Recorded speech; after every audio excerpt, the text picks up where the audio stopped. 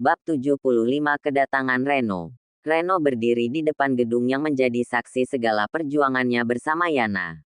Kehilangan. Tentu saja. Bahkan setelah hampir setahun berlalu, rasa kehilangan Yana masih begitu terasa. Yana dan Rara, dua wanita yang ia sakiti dan kini sudah berbahagia dengan orang lain. Maafkan aku, Mas. Kamu tidak pernah mencintaiku, seperti kamu mencintai Mbak Yana. Untuk itu aku memilih Abi dan Umi. Maafkan aku. Kalimat tegas Yana kembali melintas.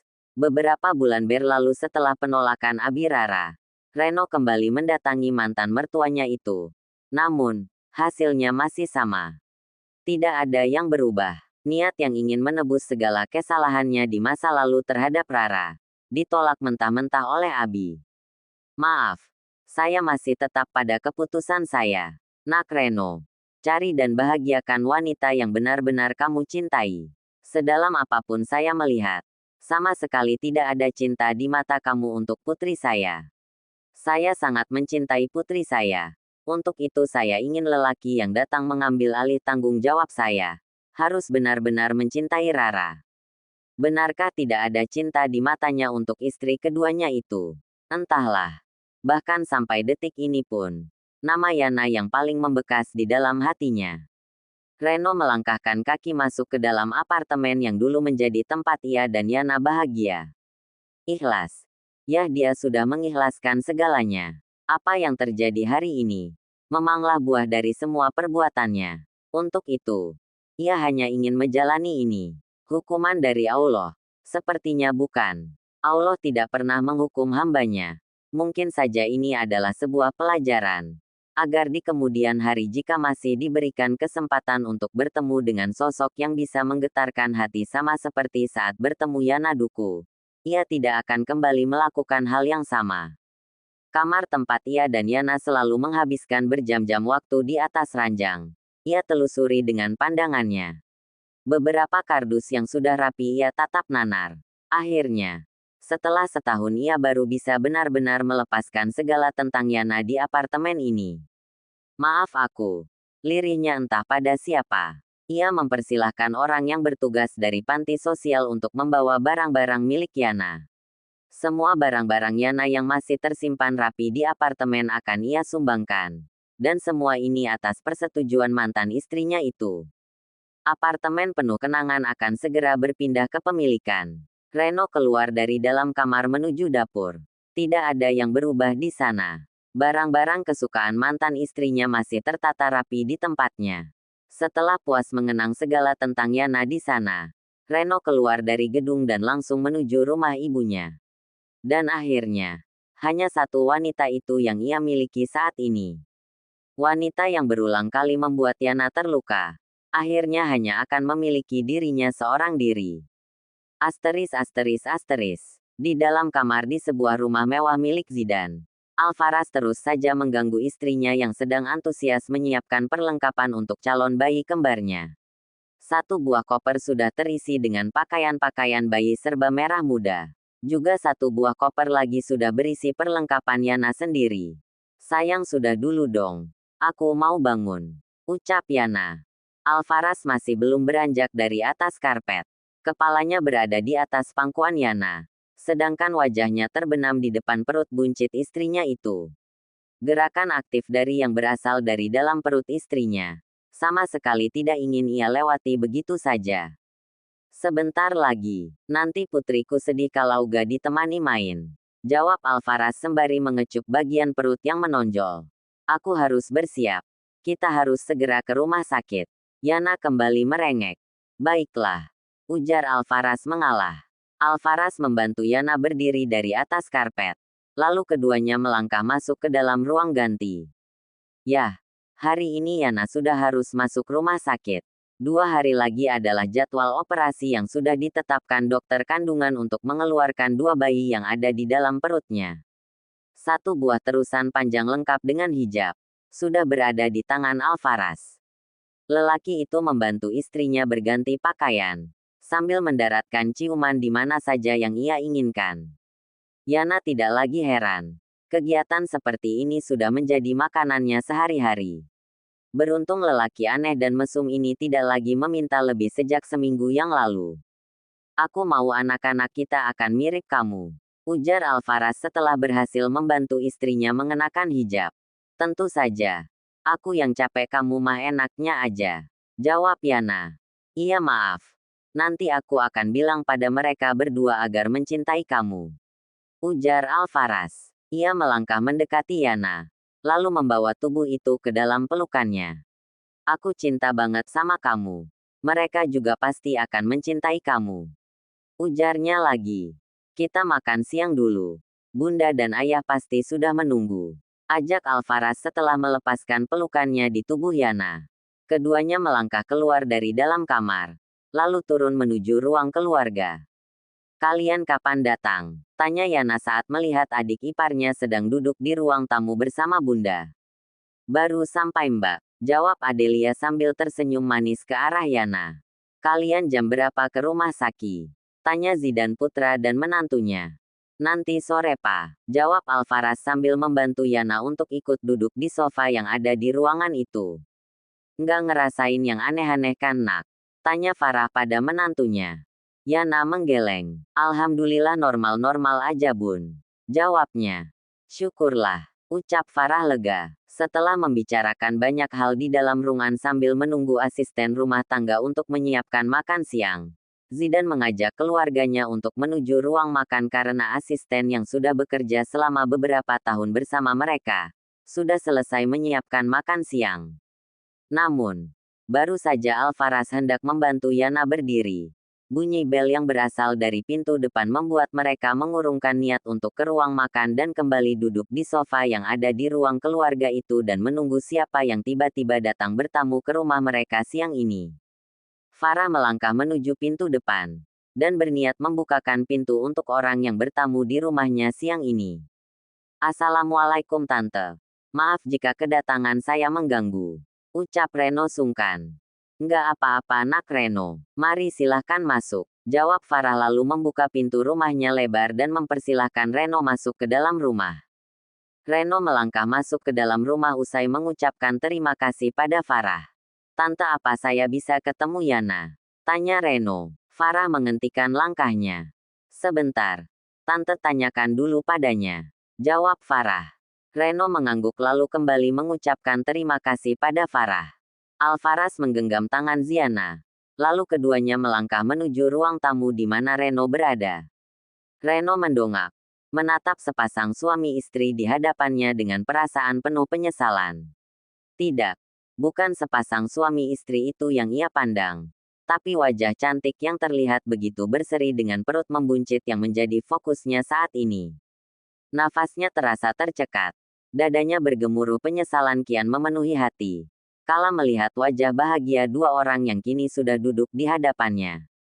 Tatapan Reno beralih pada dua tangan yang masih saling bertaut.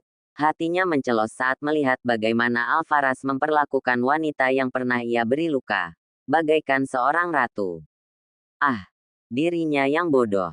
Dirinya yang hanya selalu mengutamakan nafsunya. Bahkan di saat Yana sudah terluka pun, ia masih begitu tega kembali menyiram luka itu dengan air garam dengan meniduri Rara tepat di hadapan Yana.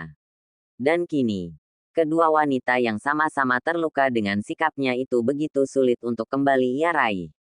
Bukan sulit, tapi tidak akan pernah bisa.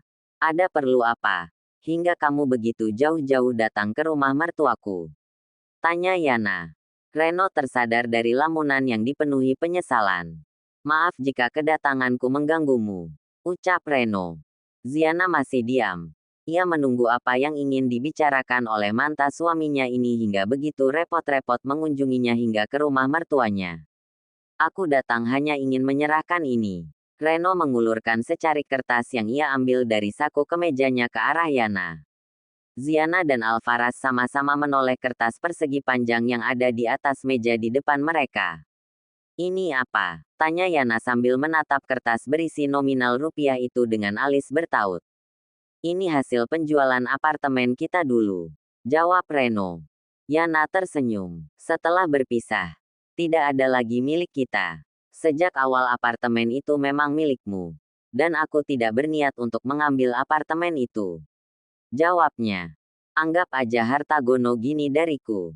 Ucap Reno. Uang hasil penjualan rumah yang aku siapkan untuk kita saja belum aku gunakan sama sekali, Ren. Suamiku memberiku banyak uang. Jadi aku tidak membutuhkan ini. Yana kembali menggeser kertas itu ke arah Reno. Berikan saja pada Rara.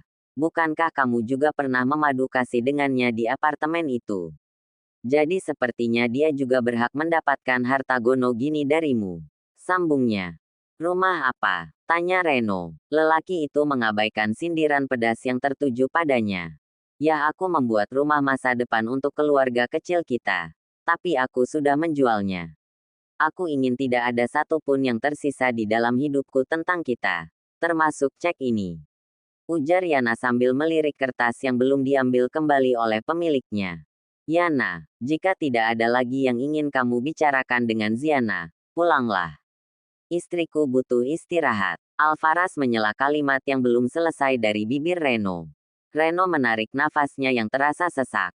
Lalu beranjak dari sofa dengan wajah penuh penyesalan. Dan bawa ini kembali.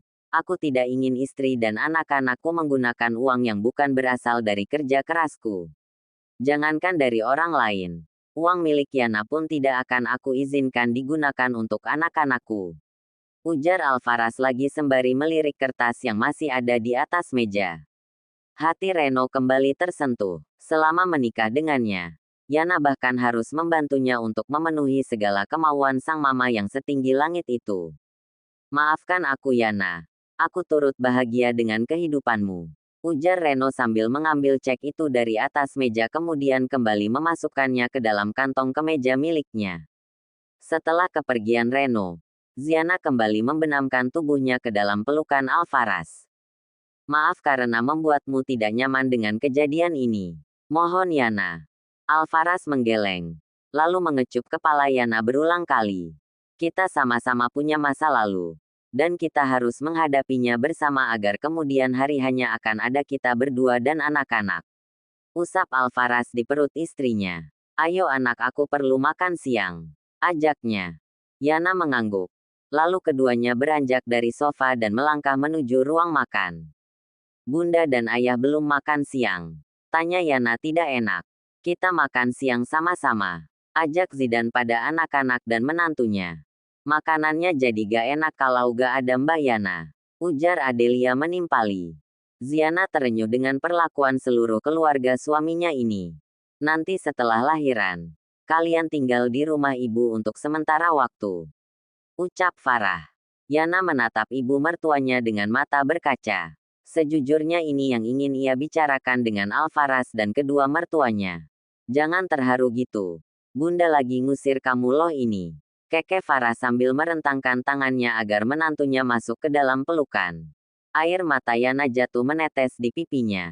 Ia masuk ke dalam pelukan ibu mertuanya sembari mengucapkan banyak terima kasih.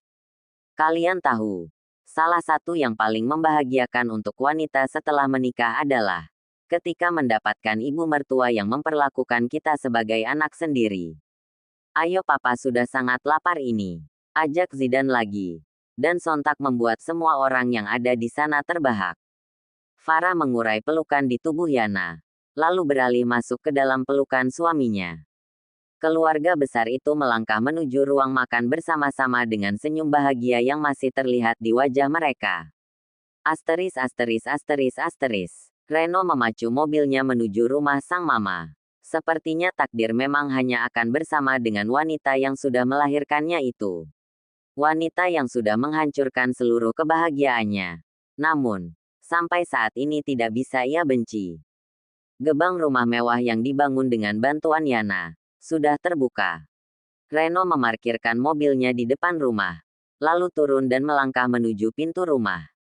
Langkah kakinya terhenti saat melihat ada seorang lelaki yang tidak ia kenal sedang berbincang dengan mamanya di ruang tamu. Siapa Ma? Tanya Reno. Bukan siapa-siapa, hanya teman lama Mama. Jawab Lina.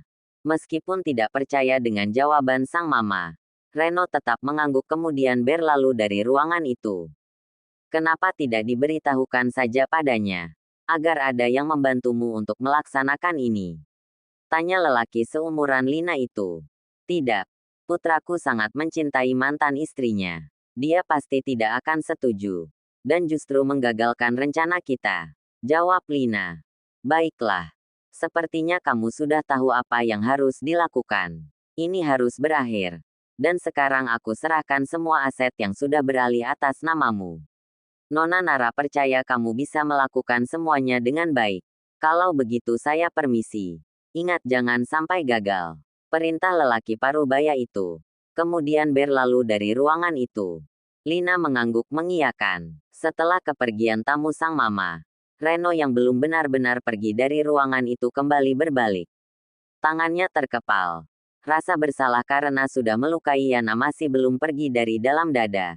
Dan kini sang mama kembali merencanakan hal buruk untuk wanita yang sangat ia cintai itu. Hentikan apapun rencana mama. Jika itu menyangkut Yana. Keluarga Prasetyo bukanlah keluarga yang bisa dilawan dengan mudah. Perintah Reno. Rahang Reno mengeras.